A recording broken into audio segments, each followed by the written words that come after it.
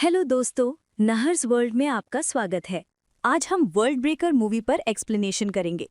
ये 2025 में रिलीज हुई थी। तो और देर न करते हुए चलिए सीधे वीडियो की ओर बढ़ते हैं। ये कहानी एक ऐसी दुनिया में शुरू होती है जो पहले से ही टूट रही थी। सालों से इंसान स्थितियों, गरीबी और आपसी लड़ाई से जूझ रहे थे। बाढ़, तूफान और ज्वालामुखी के फटने से पृथ्वी तबाह हो रही थी। इंसान इन सब से बच निकले थे, लेकिन अचानक एक अजीब हमला होता है। रात के अंधेरे में मैरी अपनी सैनिकों की एक टीम के साथ आसमान में एक ज्वाला फेंकती है जो मैदान को रोशन कर देती है। दूर से एक बहरा कर देने वाली चीख सुनाई देती है। ये आवाज़ ब्रेकर्स की है। ये विशाल और खतरनाक राक्षस हैं जो पृथ्वी के विनाश के बाद जमीन से निकल आए थे। जैसे ही ये राक्षस हमला करते हैं, मैरी और उसकी पूरी टीम उनसे लड़ने के लिए अपनी जान जोखिम में डालती है। यहाँ से कहानी 15 साल आगे बढ़ती है। पृथ्वी अब पूरी तरह से बदल गई है। मैरी अभी भी जिंदा है और अपने पति जॉन और अपनी छोटी बेटी विल्ला के साथ रहती है।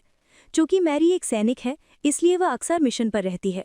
इसलिए जॉन को विल्ला को पढ़ाने और शिक्षित करने की जिम्मेदारी है। इस समय जॉन विल्ला को समझाता है। विल्ला ब्रेकर्स के बारे में बात कर रही थी, पूछ रही थी कि क्या वे एलियन हैं। जॉन ने समझाया कि वे नहीं थे। उन्होंने समझाया कि ब्रेकर्स हमेशा जमीन के नीचे छिपे रहते थे। फिर जमीन फट गई और वे बाहर आ गए। जिस जगह से वे बाहर निकले थे उसे स्टिच कहा जाता है। हाल के परमाणु बम हमलों ने बाधा तोड़ दी, उस सिलाई को खोल दिया जिससे ब्रेकर्स बाहर आने लगे। विला ब्रेकर्स के बारे में सुनने में दिलचस्पी नहीं रखती थी। उसने अपने पिता से पूछा, मुझे किसी नायक की कहानी सुनाओ या कोडियाक की कहानी सुनाओ। कोडियाक एक पौराणिक नायक थे जिन्होंने अपनी कुल्हाड़ी से एक ही वार में 100 ब्रेकर्स को मार दिया था। जब मैरी घर आती है तो वो विला को फूलों, जानवरों और रंगों जैसी कहानियां सुनाती है। लेकिन इस टूटी हुई दुनिया में यह सब जा चुका है। वे अपनी पारिवारिक छुट्टी का आनंद ले रहे थे। अचानक उनकी पूरी इमारत जोरदार कंपन से हिल उठी। ऐसा लगता है कि बाहर सैन्य ट्रक आते हैं और घोषणा की जाती है कि उन्हें तुरंत निकलना होगा क्योंकि ब्रेकर्स यहाँ भी आ रहे हैं।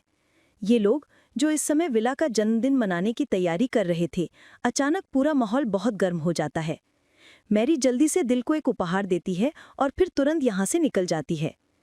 जब ये लोग नीचे पहुंचते हैं तो मैरी को पता चलता है कि इस बार बहुत कड़े नियम बनाए गए थे। सैनिकों को अलग गाड़ियों में और उनके परिवारों को अलग गाड़ियों में जाना था। इस तरह मैरी अपनी टीम के साथ चली जाती है और जॉन और विला अन्य लोगों के साथ ट्रक से चले जाते हैं। रास्ते में एक आदमी जॉन के पुराने घावों को देखकर डर जाता है। वह मानता है कि जॉन संक्रमित है। इस दुनिया में अगर वे राक्षस यानी ब्रेकर्स किसी भी इंसान को काटते हैं तो वे उन्हें संक्रमित कर देते हैं और फिर वे संक्रमित इंसान हाइब्रिड नामक अजीब राक्षसों में बदल जाते हैं। जॉन सभी को समझाने की कोशिश करता है कि वह संक्रमित नहीं है।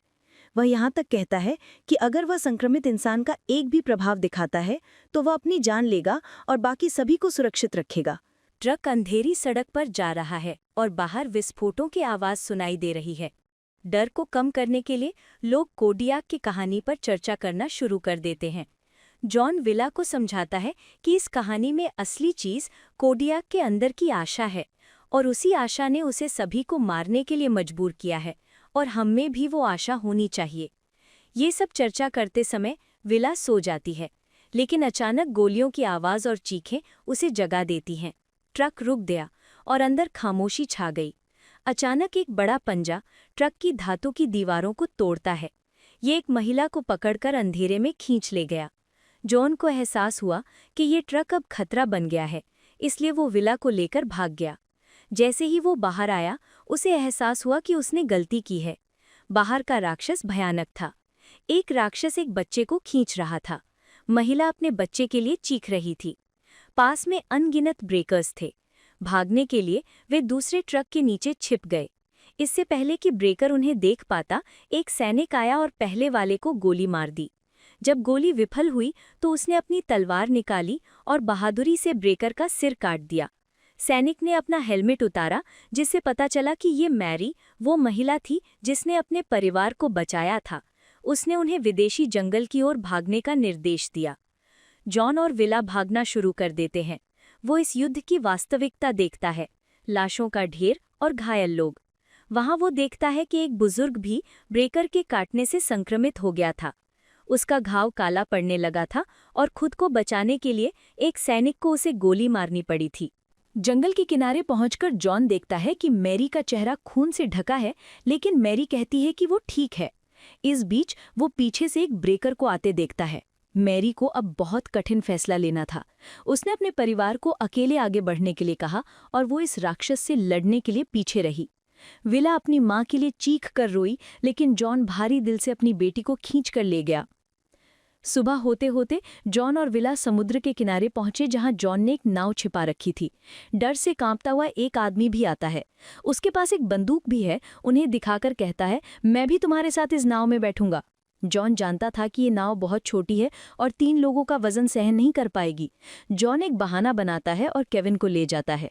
हम ये नहीं देखते हैं, लेकिन हम समझते हैं कि जॉन ने अपनी बेटी को बचाने के लिए उस आदमी को मार डाला। वो अकेला लौटता है और विला के साथ समुद्र में जाता है। वे एक सुनसान द्वीप पर पहुंचते हैं और वहां 1 साल बिताते हैं। जॉन और विला ने इस द्वीप पर जीवित रहने का तरीका ढूंढ लिया था। विला बड़ी हो गई थी और बहुत मजबूत हो गई थी। उसका पिता उसे हमेशा भंगुरों से लड़ने का प्रशिक्षण दे रहा था। उन्होंने यहाँ जंगल की लकड़ी का उपयोग करके एक प्रशिक्षण क्षेत्र बनाया था। उनके परिवार को शांति मिली थी, लेकिन फिर भी जब भी वे अपनी दूरबीन से मुख्य भूमि की ओर देखते तो विला बहुत दुखी होती, क्योंकि वो अपनी माँ को याद करती थी। ब्रेकर्स अभी भी मुख्य भूमि पर तबाही मचा रहे थे। जॉन ने विला से पूछा कि उन्होंने ब्रेकर्स को कैसे मारा। विला ने जवाब दिया, सिर काटकर और हाइब्रिडों को दिमाग कुचलकर। विला अपने प्रशिक्षण में बहुत मेहनत कर रही थी। वो गिर जाती थी और घायल हो जाती थी, लेकिन फिर भी उसने हार नहीं मानी और अपने लक्ष्य को पूरा करने के लिए दिन में कई बार अभ्यास किया। उसके सभी प्रशिक्षण के बाद भी उसे बहुत सारे प्रोटीन की ज़रूरत थी। प्रोटीन पाने के लिए उसने 2 कबूतरों के अंडे चुराए थे और एक वहीं छोड़ दिया ताकि वो अपने बच्चों को पाल सके। इस तरह दिन बीत गए और एक दिन विला को द्वीप पर रोजी नाम की एक छोटी लड़की मिली। रोजी ने उसे बताया कि उसका परिवार मर गया है और वो अकेले तैरकर द्वीप पर बच गए। विला उसे एक नाव में ले गई। उसने उसे छिपाया, यहाँ तक कि अपना खाना भी बचाया और उसके साथ साझा किया। रोज यहाँ बहुत दुखी थी, इसलिए उसका मूड ठीक करने के लिए विला उसे झूठी कहानियां सुनाकर प्रोत्साहित करती है। वो उसे कोडियक की कहानी भी बताती है, जिसने एक ही झटके में 100 से ज्यादा ब्रेकर्स को मार डाला था। विला फिर घर चली जाती है। अगले दिन वे फिर से प्रशिक्षण लेते हैं।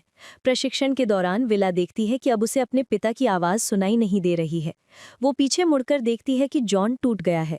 वो उसे घर पर मदद करती है और पाती है कि उसे प्रशिक्षण देने के लिए उसके पिता ने कई दिनों से कुछ नहीं खाया था। वो अपना खाना बचाकर विला को दे रहा था ताकि उसे प्रशिक्षण की शक्ति मिले।